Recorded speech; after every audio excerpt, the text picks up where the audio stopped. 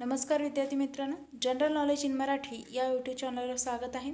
General नॉलेजमधील अतिशय महत्त्वाचे प्रश्न उत्तरे घेतलेले आहेत, ते सारखे विचारलेले आहेत। या प्रश्नांची उत्तरे तुम्हाला माहीतच असली पाहिजे। तर व्हिडिओ सुरू करूया। प्रश्न पहिला आहे, राष्ट्रीय चिमणी दिवस म्हणून कोणता दिवस साजरा केला जातो? उत्तर आहे राष्ट्रीय चिमणी दिवस म्हणून 20 मार्च रोजी साजरा केला जातो। प्रश्न दुसरा आहे, राष्ट्रीय वन दिवस म्हणून कोणता दिवस साजरा केला जातो? उत्तर आहे 21 मार्च।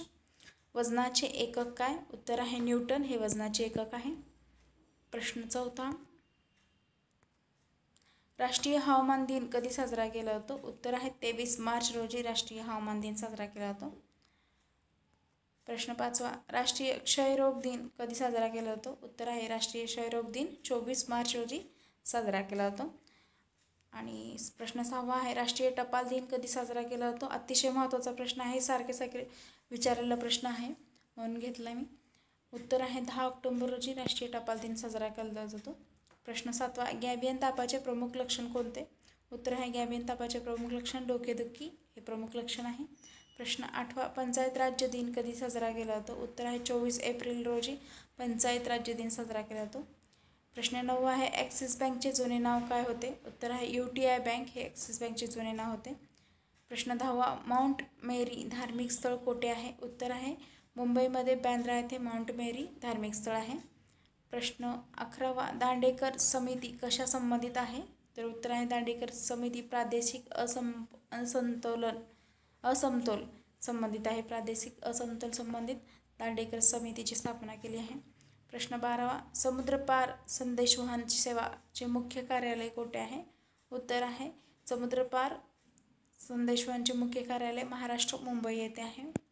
प्रश्न 13, मी टूची सुरुवात कोणत्या देशामध्ये झाली पहिल्यांदा? तर उत्तर आहे अमेरिकेमध्ये मी टूची पहिल्यांदा सुरुवात झाली।